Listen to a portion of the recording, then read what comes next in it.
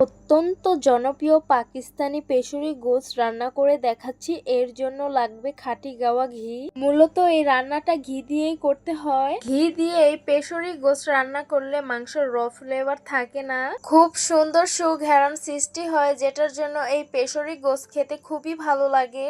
রান্না আসলে এক একজন এক এক ভাবে করে, আমি যেই প্রসেসিংয়ে আজকে তৈরি করে দেখাচ্ছি এইভাবে রান্না করলে খেয়ে খুবই মজা পাবেন। আর যখন রান্না করবেন পুরো বাসায় এটার সুঘ্রাণ ছড়িয়ে পড়বে। আসসালামু আলাইকুম বন্ধুরা, সবাইকে সিস্টার্স কিচেনে স্বাগতম। আবারও একটি নতুন ভিডিও নিয়ে আপনাদের মাঝে চলে এসেছি। আজকের রেসিপি হলো পাকিস্তানি পেশরি গোশত রান্না, তো সাথেই থাকুন। রাঁধুনি প্রিমিয়াম ঘি, এই ঘিটা আমি সব সময় ব্যবহার করে থাকি। এই ঘিটা দিয়ে রান্না করলে পুরো বাসায় সুঘ্রাণ ছড়িয়ে পড়ে। সামান্য পরিমাণ ঘি দিয়ে তাতে আলু, মাংস এবং স্বাদ মতো লবণ দিয়ে ভেজে নিতে হবে। এই যে ভেজে নেওয়ার কারণটা হয় এই মাংসের র ফ্লেভার সেটা কিন্তু চলে যায়। আর অ্যাড করছি কাঁচামরিচ, যেহেতু আমরা বাঙালি, একটু ঝাল না হলে আমাদের কাছে ভালো লাগে না। সো আমি 4-5টা কাঁচামরিচ কেটে দিয়েছি। আর এইখানে দিয়েছি আধা কেজি মাংস। যেহেতু আমি কাঁচামরিচ দিয়েছি, কাঁচামরিচ থেকে যে ঝাল বের হবে সেটা একদম পারফেক্ট। মাংস ভাজা হয়ে আসলে অ্যাড করব ঠান্ডা পানি। পানিটা একটু বেশি করে দিতে হবে। এই পানিতে মাংস এবং আলু সিদ্ধ হবে, গ্রেভিটাও এই পানিতেই থাকবে। আলাদা করে কিন্তু পানি দেওয়া যাবে না। এখন সরা দিয়ে ঢেকে দিব আর ঘড়ি ধরে 1.5 ঘন্টা রান্না করব।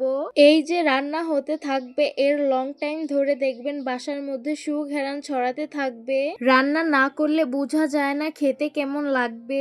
যেহেতু আমরা জানি যে আদা রসুন বিভিন্ন মশলার সংগর মিশ্রণে যে রান্নাটা হয় সেটা অনেক বেশি মজার, বাট এটাও কিন্তু অনেক মজার। মশলা ছাড়া যে রান্না পেশরি গোশত, আসলে রান্না করে না খেলে বুঝবেন না। তবে মূলত এই রান্নার মেন উপকরণ ঘি, তাই ঘি স্কিপ করে তেল দিয়ে রান্না করা যাবে না। যদি তেল দিয়ে রান্না করেন তাহলে সেই ক্ষেত্রে কিন্তু মাংসের রস স্মেল পাবেন না। আপনারা অবশ্যই চেষ্টা করবেন খাঁটি গাওয়া ঘি দিয়ে এটা রান্না করতে।